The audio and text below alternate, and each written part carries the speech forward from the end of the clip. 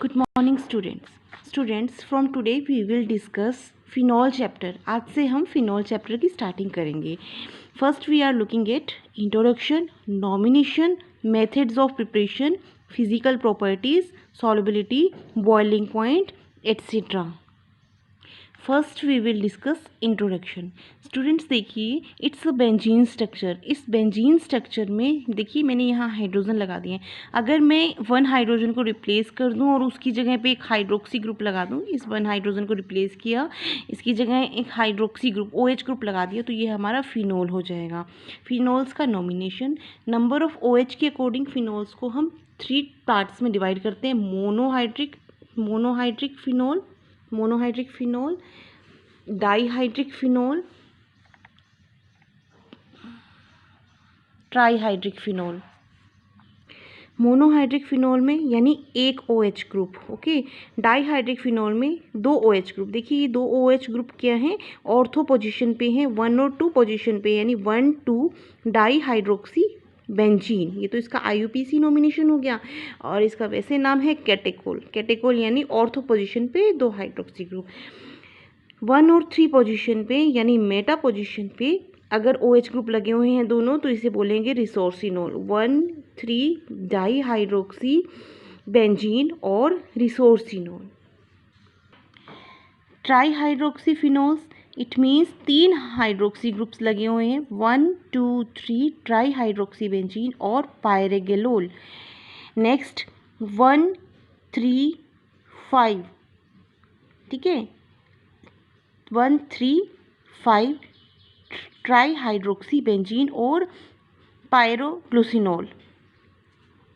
Okay students, next है 1, 2, 4 ट्राईहाइड्रोक्सी, 1, 2, 4 ट्राईहाइड्रोक्सी benzene. Okay students, next है 2 OH का ही पैरा ग्रुप में लगा हुआ है, तो ये हो गया हमारा 1, 2, 3, 4 1, 4 डाईहाइड्रोक्सी बेंजीन या फिर हाइड्रोक्विनोन।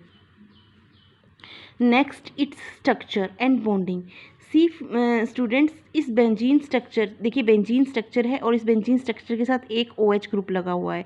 बेंजीन रिंग में जो भी कार्बन होगा वो sp2 हाइब्रिडाइज्ड होगा, बिकॉज हर कार्बन के साथ एक डबल बॉन्ड है। डबल बॉन्ड मीन्स एक पाई बॉन्डिंग हो रही है इसमें, जहाँ पाई बॉन्डिंग 1 पाई बॉन्डिंग हो रही है, इट मीन्स 1p ऑर्बिटल एक कार्बन का और इस कार्बन का भी 1p ऑर्बिटल अनहाइब्रिडाइज्ड रहेगा, जिसके कारण ये पाई बॉन्डिंग होती है। दैट मीन्स ये कार्बन क्या होगा, sp2 होगा। तो ये 6 के 6 कार्बन क्या होंगे, ये sp2 होंगे, sp2। ओके स्टूडेंट्स, और इसके साथ में जो ऑक्सीजन बॉन्डेड है, ये ऑक्सीजन के साथ में यहाँ पे 2 लोन पेयर हैं, एक कार्बन से बॉन्ड बना हुआ है, एक हाइड्रोजन से बॉन्ड बना हुआ है। इट मीन्स यहाँ पे sp3 हाइब्रिडाइजेशन है। कार्बन्स, रिंग के कार्बन्स का sp2 हाइब्रिडाइजेशन, इस ऑक्सीजन का sp3 हाइब्रिडाइजेशन। इट मीन्स इनके बीच में यानी COH के बीच का जो बॉन्ड एंगल है, बंध कोण है, वो 109 डिग्री एंगल होगा। टेट्राहेड्रल स्ट्रक्चर होगी, sp3 होगा एंड 109 डिग्री एंगल होगा। Now it's resonating structure. देखिए ऑलरेडी फर्स्ट वीडियो में मैं इसकी रेजोनेटिंग स्ट्रक्चर डिस्कस कर चुकी हूँ, फिर बता देती हूँ। देखिए रिंग में रेजोनेंस तो होगा ही होगा। OH के लोन पेयर्स इसके इस रेजोनेंस में यानी इसके इस डीलोकेलाइजेशन में पार्टिसिपेट कर लेते हैं। लोन पेयर यहाँ आया, यहाँ पे क्या बना, डबल बॉन्ड बना। जब यहाँ पे डबल बॉन्ड बना तो एक लोन पेयर इस बॉन्ड पर आ गया, तो यहाँ पे हमारा पॉजिटिव चार्ज आ जाएगा। देखिए ये लोन पेयर इधर आया तो इस यहाँ पे कमी होगी लोन पेयर्स की, इलेक्ट्रॉन्स की, तो देन यहाँ पे पॉजिटिव चार्ज आ जाएगा। ये डबल बॉन्ड आ गया। ओके, अब ये डबल बॉन्ड आया, इधर हमने क्या किया, जब यहाँ डबल बॉन्ड आएगा तो ये डबल बॉन्ड इधर नेगेटिव चार्ज की फॉर्म में शिफ्ट हो जाएगा। देखिए स्टूडेंट्स, यहाँ नेगेटिव चार्ज आ गया, यहाँ डबल बॉन्ड, यहाँ पॉजिटिव चार्ज, यहाँ नेगेटिव, इसे बोलते हैं चार्ज सेपरेशन। अब ये माइनस चार्ज, अब ये नेक्स्ट स्ट्रक्चर में ये माइनस चार्ज इधर बॉन्ड में शिफ्ट हो गया। देखिए माइनस चार्ज इधर बॉन्ड में शिफ्ट हो गया और ये डबल बॉन्ड इधर आ गया माइनस चार्ज में। अब ये माइनस चार्ज नेक्स्ट स्ट्रक्चर में देखिए यहाँ डबल बॉन्ड फॉर्म में आ गया इस तरह से ये ऑलरेडी है, और ये वाला डबल बॉन्ड यहाँ नेगेटिव चार्ज पे आ गया। देखिए ये डबल बॉन्ड है और ये यहाँ पे नेगेटिव चार्ज पे आ गया, और ये नेगेटिव चार्ज यहाँ डबल बॉन्ड में आ गया। नेक्स्ट स्ट्रक्चर में देखिए अब फिर से ये नेगेटिव चार्ज इधर आ जाएगा और ये डबल बॉन्ड इधर माइनस चार्ज में आ जाएगा। ठीक है, ये डबल बॉन्ड इधर माइनस चार्ज में आ जाएगा। सॉरी स्टूडेंट्स, ये नेगेटिव चार्ज इधर डबल बॉन्ड में आ गया, ये डबल बॉन्ड यहाँ पे, ये डबल बॉन्ड यहाँ पे, अपना यहाँ पॉजिटिव चार्ज है, तो ये नेगेटिव चार्ज यहाँ डबल बॉन्ड फॉर्म में आ गया, और ये डबल बॉन्ड यहाँ पे इलेक्ट्रॉन वापस लोन पेयर मिलेगा। ये नेगेटिव चार्ज इधर डबल बॉन्ड फॉर्म में आ गया, और ये डबल बॉन्ड यहाँ लोन पेयर्स वापस आ जाएंगे। इस तरह से हमारी कितनी रेजोनेटिंग स्ट्रक्चर बन रही है, 1 2 3 4 5 रेजोनेटिंग स्ट्रक्चर बन रही हैं। Phenol is stable molecule. Okay, इस रेजोनेटिंग स्ट्रक्चर्स के कारण, इस डीलोकलाइजेशन के कारण फिनोल हमारा स्टेबल मॉलिक्यूल है। Now preparation methods. First preparation method is Dawes process. Dawes process is industrial method. Industrial methods students वो होते हैं जो economically cheap हों और easily available chemical हो, तो उनमें और easily वहाँ पे बहुत अच्छे से easily बनाया जाता हो, और मेन उनमें केमिकल बहुत सस्ते पड़ते हों। तो इंडस्ट्री जो होती हैं वो ऐसे प्रोसेसेस को फॉलो करती हैं केमिकल बनाने के लिए। तो डॉव्स प्रोसेस उनमें से एक है जो इंडस्ट्रीज बहुत ज़्यादा फॉलो करती हैं। प्रोसेस क्या है, पहले मैं इसकी रिएक्शन डिस्कस कर लूँगी, फिर उसके बाद इसकी मैकेनिज्म। रिएक्शन क्या है कि हमने यहाँ पे लिया क्लोरोबेंजीन, बेंजीन रिंग पर हमने एक हाइड्रोजन रिप्लेस करके क्लोरीन लगा दिया, and it is called chlorobenzene. इस chlorobenzene, first of all chlorobenzene भी जब हम इंडस्ट्री में रिएक्शन प्रोसेस करवाते हैं तो क्लोरोबेंजीन डायरेक्ट नहीं लेते हैं, हम क्या लेते हैं, हम बेंजीन लेते हैं।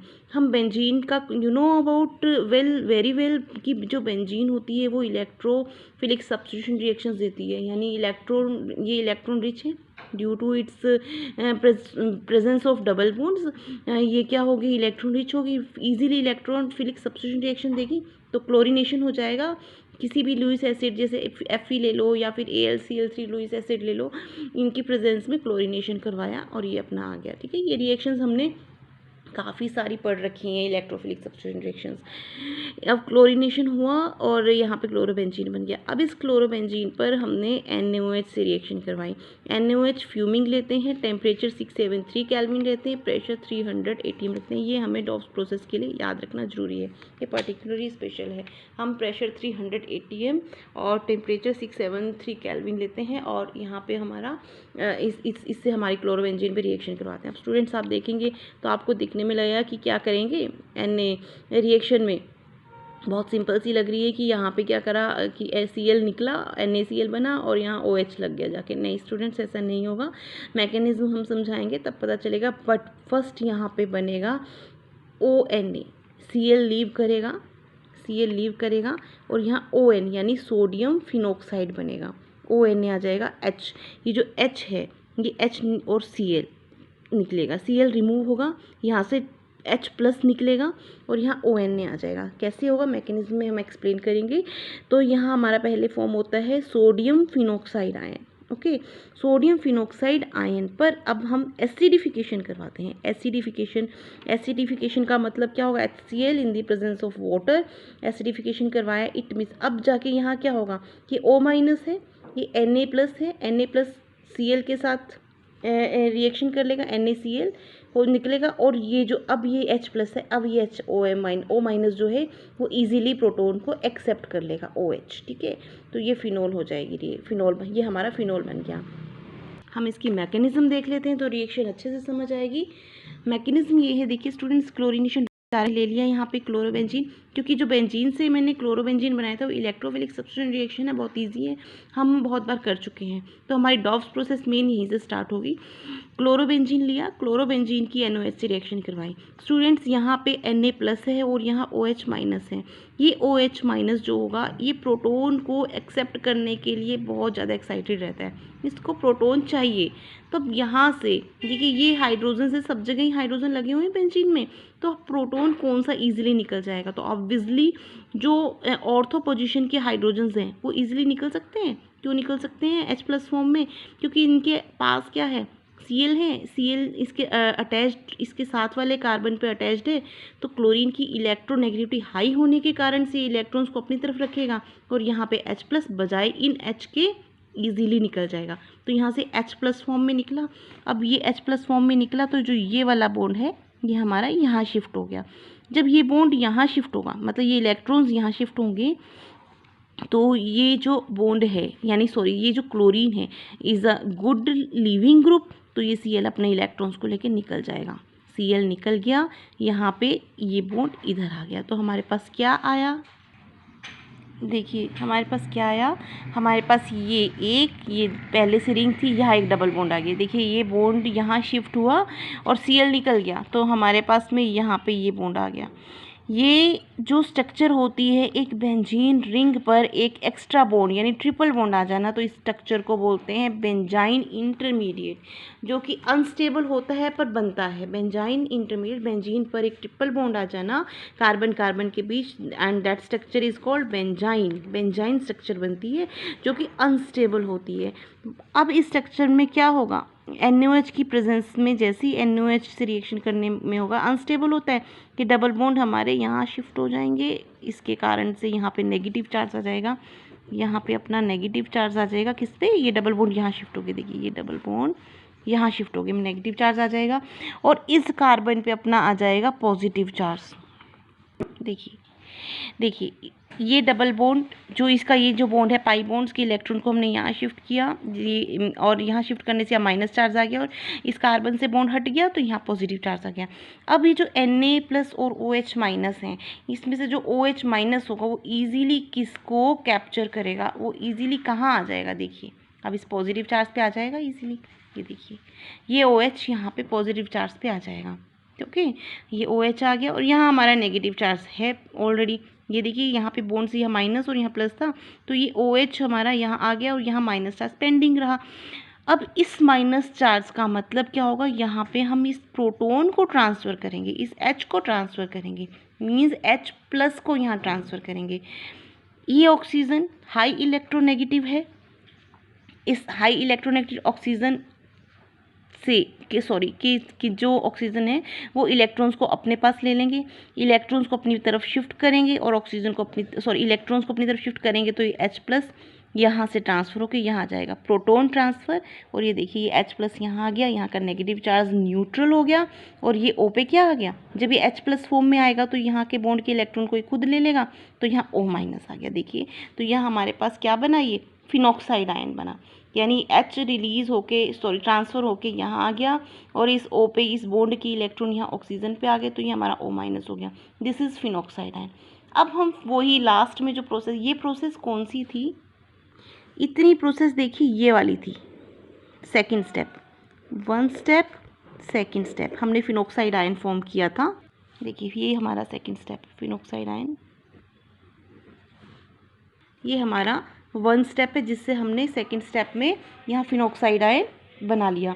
अब नेक्स्ट हमारा रिएक्शन में क्या था, नेक्स्ट रिएक्शन में हमारा सेकंड से थर्ड स्टेप बना जिसमें सोडियम फिनॉक्साइड से फिनॉल बना, एसिडिफिकेशन करवाया था, वो स्टेप वहाँ रिपीट करेंगे। देखिए यहाँ पे सोडियम फिनॉक्साइड है और सोडियम फिनॉक्साइड जो बन गया, देखिए अब एसिडिफिकेशन करवाया HCl से, तो O- है, इजीली इस हाइड्रोजन को एब्स्ट्रैक्ट कर लेगा, ले लेगा, रिसीव कर लेगा, तो यहाँ पे H आ गया और ये Cl यहाँ पे अपने रिएक्शन मिक्सचर में रह गया। तो देखिए ये हमारा बन गया यहाँ पे फिनॉल, ठीक है। ये थी डॉव्स प्रोसेस। Thank you students.